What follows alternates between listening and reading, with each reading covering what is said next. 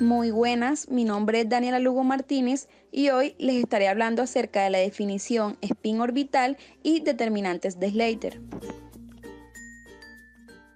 A lo largo de este estudio estaremos abarcando ciertos temas como lo es spin orbital, qué es un determinante, teoremas sobre determinantes, determinantes de Slater y por último estaremos dando ciertos ejemplos tanto para el átomo de helio como para el átomo de litio.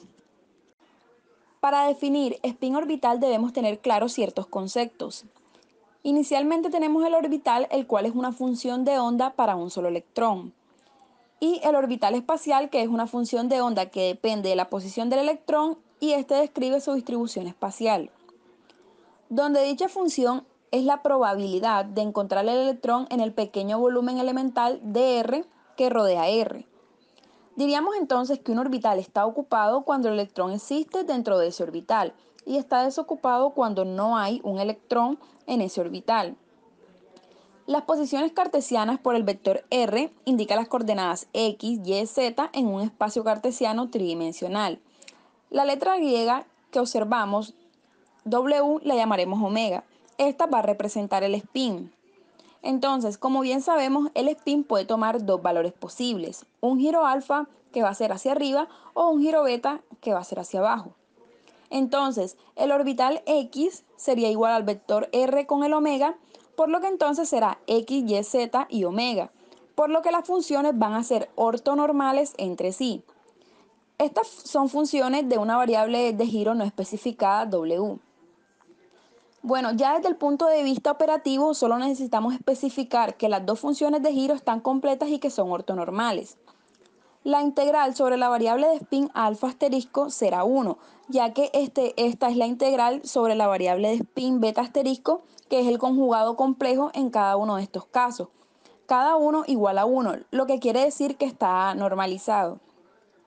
Y luego, cuando realizamos alfa asterisco por beta o beta asterisco por alfa, terminamos obteniendo 0, mostrando así que estos dos son ortogonales entre sí.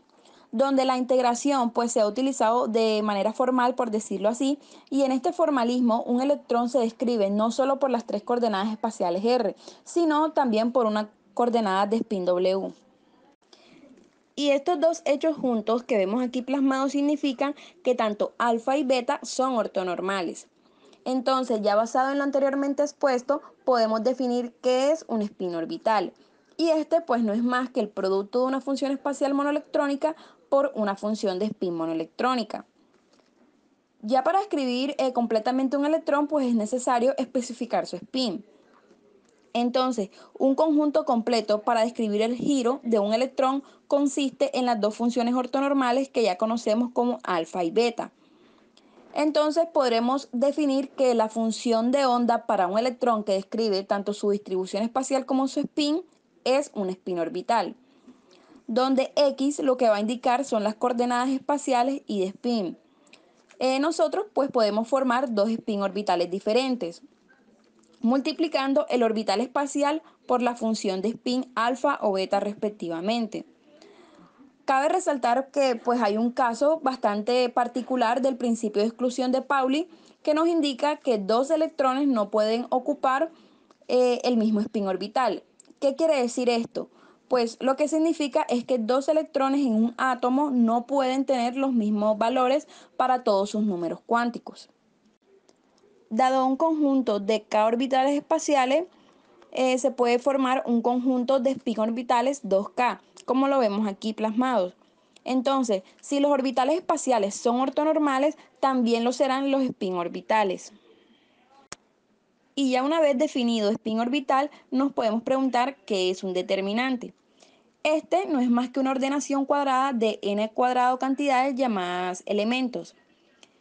El valor del determinante se puede calcular a partir de sus elementos, de una forma que estaremos explicando más adelante. Entonces, el número n es el orden del determinante. Usando aquí a y j para representar un elemento, escribimos el determinante de orden n de la siguiente forma, donde las líneas verticales de esta ecuación no tienen nada que ver con lo que es el valor absoluto.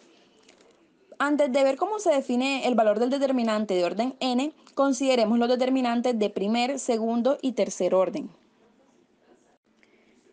Inicialmente tenemos un determinante de primer orden que tiene un solo elemento y pues su valor es simplemente el de ese elemento. Es decir, si tenemos el determinante A11, ese va a ser igual a A11, donde las líneas verticales indican que es un determinante y no el valor absoluto, que es algo que no debemos confundir.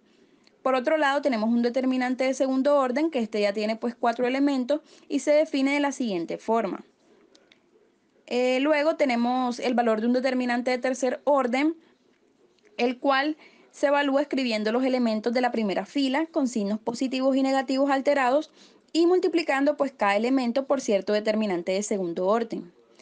El determinante de segundo orden que multiplica un elemento dado se obtiene suprimiendo la fila y la columna del determinante de tercer orden en las que aparece pues dicho elemento.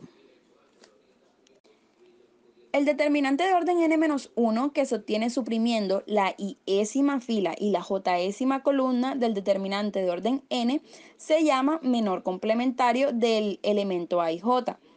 Se define el adjunto de a y j como el menor complementario de a y j multiplicado por menos 1 elevado a la i más j.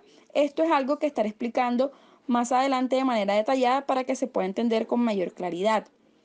Bueno, entonces, esta ecuación establece que el determinante de tercer orden se calcula multiplicando cada elemento de la primera fila por su adjunto y sumando el resultado de los tres productos que obtengamos. Ya así, pues podemos notar que en la ecuación de segundo orden se sigue esta regla de evaluación del valor del determinante mediante adjuntos, ya que el adjunto de A11 es A22 y el adjunto de A12 es menos A21. Ya aquí entonces tenemos un ejemplo numérico de un determinante de tercer orden y vemos que se calcula, como yo lo había mencionado anteriormente, multiplicando cada elemento de la primera fila por su adjunto y sumando pues los tres resultados. Bueno, entonces llamando MIJ al menor complementario de AIJ y CIJ al adjunto de IJ, tenemos la siguiente ecuación. Entonces, el desarrollo del determinante de tercer orden, pues puede escribirse como vemos aquí. Un determinante de tercer orden, pues puede desarrollarse usando los elementos de cualquier fila y los adjuntos correspondientes. Por ejemplo, usando la segunda fila para desarrollar el determinante de tercer orden, tenemos lo siguiente. También podemos utilizar los elementos de cualquier columna y los adjuntos correspondientes para desarrollar el determinante, como puede comprobarse fácilmente. Entonces, para el determinante de tercer orden podemos escribirlo de la siguiente forma. En el primer desarrollo pues se utiliza una de las filas y en el segundo desarrollo se utiliza una de las columnas. Ahora vamos a definir los determinantes de orden más elevados mediante un desarrollo por filas o columnas similar. Entonces, para un determinante de orden n tenemos la siguiente ecuación. Pero ahora la pregunta es, ¿existen ciertos teoremas sobre estos determinantes? Y la respuesta es sí, existen algunos teoremas sobre estos determinantes. Inicialmente tenemos el teorema 1 que nos indica que si todos los elementos de una fila o columna de un determinante son nulos, pues el valor del determinante es cero. Por otro lado, tenemos el teorema 2 que nos dice que si intercambiamos dos filas o columnas cualesquiera, pues el valor del determinante quedará multiplicado por menos 1. El teorema 3 dice que si dos filas o columnas cualesquiera de un determinante son idénticas, pues el determinante vale cero. La multiplicación de todos los elementos de cualquier fila o columna por alguna constante k multiplica el valor del determinante por esa constante k. La suma de cada uno de los elementos de una fila con el correspondiente elemento de otra fila multiplicado por una constante cualquiera, pues dejará inalterado el valor del determinante. Este teorema pues se aplica también a la suma de una columna con un múltiplo de otra. Finalmente tenemos el último teorema que nos dice que el intercambio de todas las filas por todas las columnas deja inalterado el valor del determinante. Una vez explicado qué es un determinante y cuáles son sus teoremas, sí podemos abordar el tema de determinantes de Slater. Slater es un físico americano, el cual señaló que un determinante satisface la condición de antisimetría para un átomo polielectrónico. Todos los elementos de una columna en un determinante de Slater pues se refieren al mismo spin orbital, mientras que los elementos de la misma fila se refieren es al mismo electrón. Cabe resaltar algo muy importante y es que el intercambio de filas y columnas no va a afectar el valor del determinante, por lo que así pues podemos escribirlos de otras formas equivalentes, por decirlo así. La forma general de un determinante de Slater compuesto por los spin orbitales A y B y que contiene n electrones es la siguiente. Un determinante de Slater tiene n filas y n columnas porque hay un spin orbital pues para cada uno de esos n electrones presentes. El estado es completamente antisimétrico bajo el intercambio de cualquier par de electrones. ¿Por qué? Porque esa operación corresponde es al intercambio de un par de filas en el determinante. Además de eso, pues supongamos que dos spin orbitales son iguales. Entonces, ¿qué va a pasar? El determinante va a desaparecer porque este tiene dos columnas en común. Se dice que en lugar de escribir el determinante en su totalidad, pues lo cual resulta pues bastante agotador, normalmente se resume por su diagonal principal como vemos aquí. Afortunadamente pues hay una manera simple de construir las funciones de onda antisimétrica y eso se hace empleando lo que son los determinantes de Slater. Ya para la configuración del estado fundamental del helio, que como sabemos es 1s2, pues tenemos los spin orbitales 1s alfa y 1s beta, lo que da así el siguiente determinante de Slater. Ya para los estados correspondientes a la configuración excitada 1s, 2s, tenemos los posibles spin orbitales que son 1s alfa, 1s beta, 2s alfa y 2s beta, que dan los siguientes cuatro determinantes de Slater. Por ejemplo, para el determinante 1 tenemos la combinación 1s alfa, 2s alfa. El determinante 2 sería 1s alfa, 2s beta. El determinante 3, 1s beta, 2s alfa. Y por último, la combinación del determinante 4 que sería 1s beta, 2s beta. Ahora pues vemos que las funciones de onda de orden 0, 1s, 2s están relacionadas con estos cuatro determinantes de Slater de la siguiente forma. Como bien sabemos, pues en mecánica cuántica las partículas son indistinguibles. El principio de incertidumbre pues nos impide conocer el camino que va a seguir cada partícula. Por tanto, así pues la función de onda de un sistema de partículas idénticas no distinguirá unas partículas de otras. Como hemos estudiado en el principio de Pauli, pues la función de onda de un sistema de electrones debe ser antisimétrica con respecto al intercambio de dos electrones cualesquiera y no debe distinguir pues entre estos electrones. Imaginemos ahora que tenemos un conjunto de electrones. Los electrones pertenecen a una familia de partículas cuánticas llamada fermiones. Imaginemos que tenemos aquí al electrón 1, el electrón 2, electrón 3 y un electrón que llamaremos n. Entonces, para este conjunto de electrones podemos escribir una función multielectrónica y por tanto va a ser una función que dependerá de unas coordenadas del electrón 1, 2, 3, n. Será una función que dependerá de n coordenadas, una para cada electrón. Pero ¿qué viene siendo eso de Q1, Q2, Q3? Bueno, Q1 va a representar las coordenadas del electrón 1, que en coordenadas cartesianas pues eso vendría siendo x1, y1, z1. Igual será para el electrón 2, que tendrá sus coordenadas cartesianas x2, y2, z2. Algo importante que debemos considerar es que la primera coordenada que pongo es la del 1, pero no porque diga Q1, sino porque es la primera.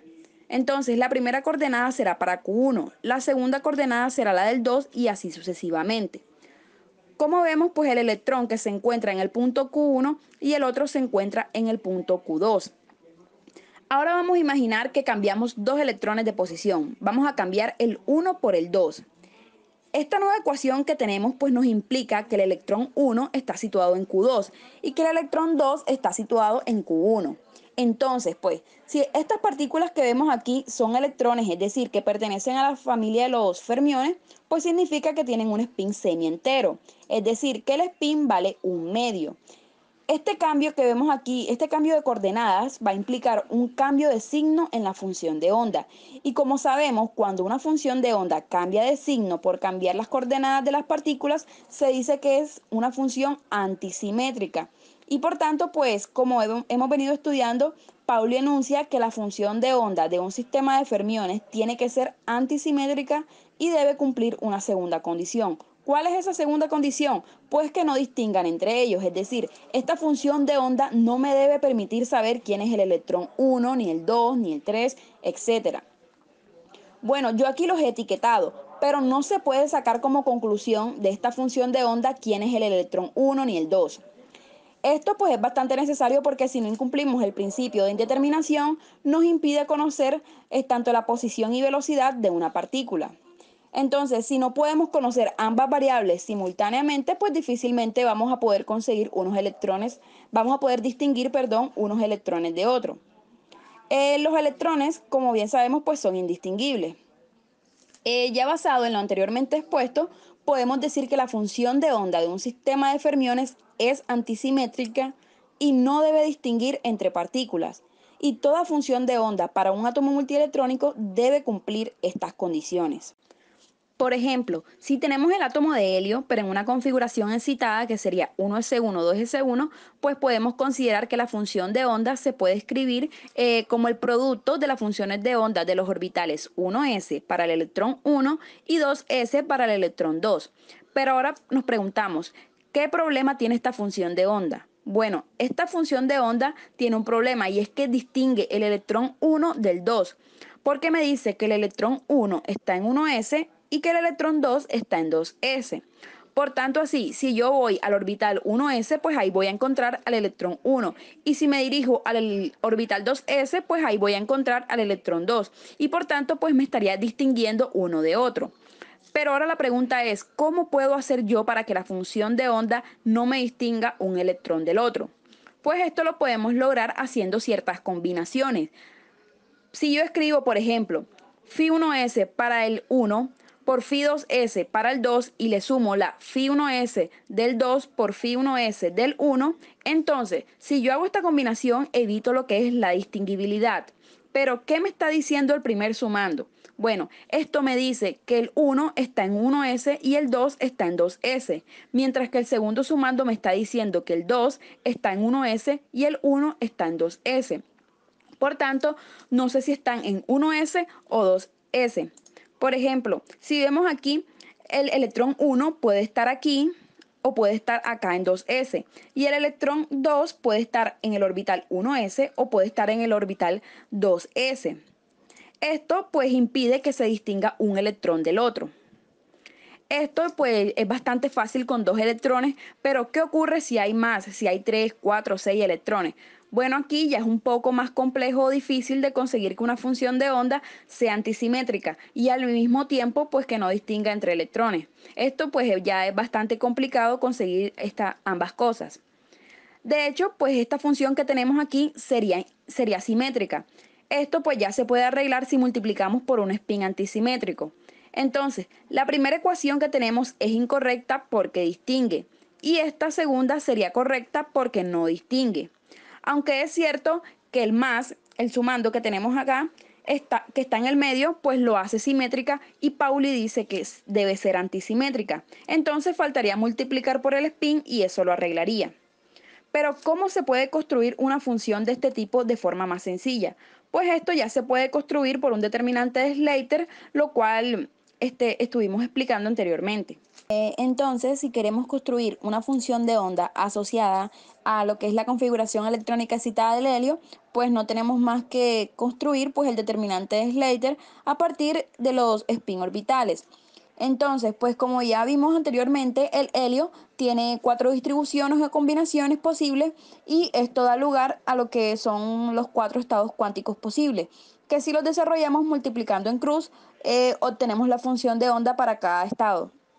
Estos determinantes pues nos garantizan indistinguibilidad y también nos garantizan antisimetría. Ahora veamos pues cómo podemos construir sistemáticamente pues una función antisimétrica para 3 electrones. Vamos a usar las letras F, G y H pues para representar las 3 funciones de las coordenadas electrónicas. Esto pues sin especificar si estamos considerando coordenadas espaciales de spin o ambas. Bueno, comenzamos con la función de la ecuación 1, que ciertamente no es antisimétrica. La función antisimétrica que buscamos pues debe convertirse en su negativa cuando ya actúe sobre ella cada uno de los operadores de intercambio, que van a ser P12, P13 y P23.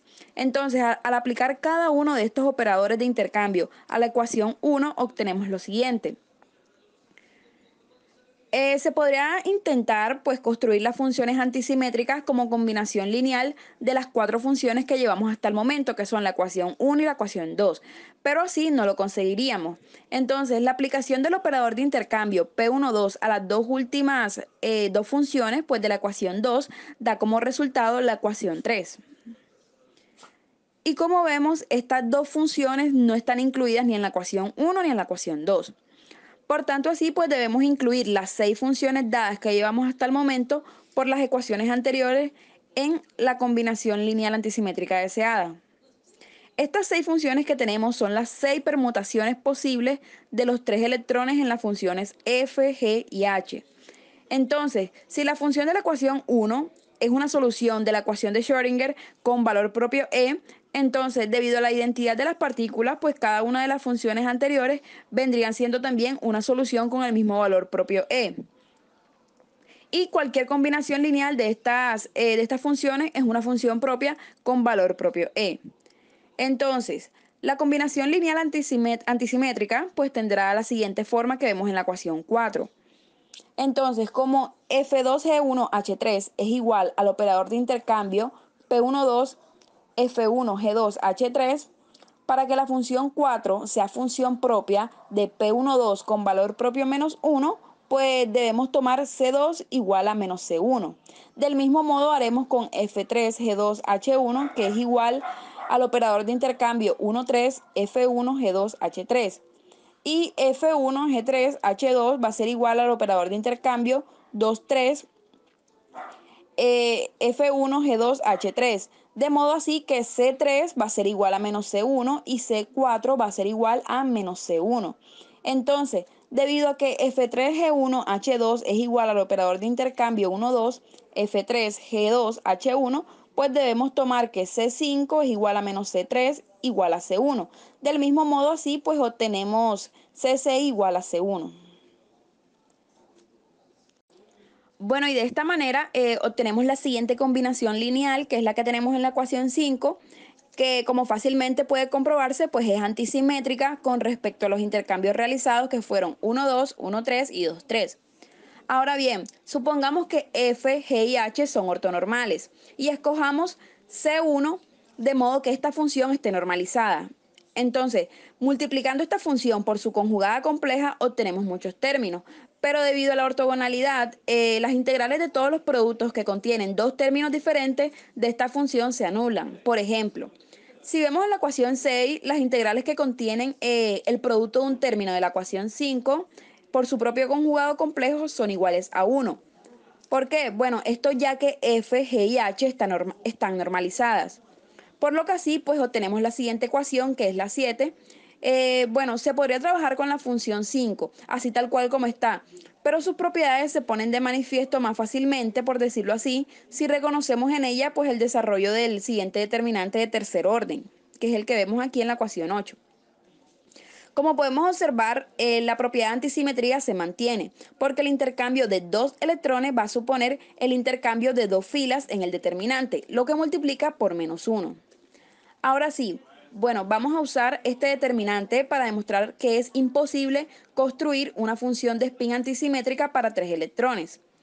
Las funciones f, g y h pues pueden ser cada una de ellas alfa o beta. Entonces lo que vamos a hacer es lo siguiente.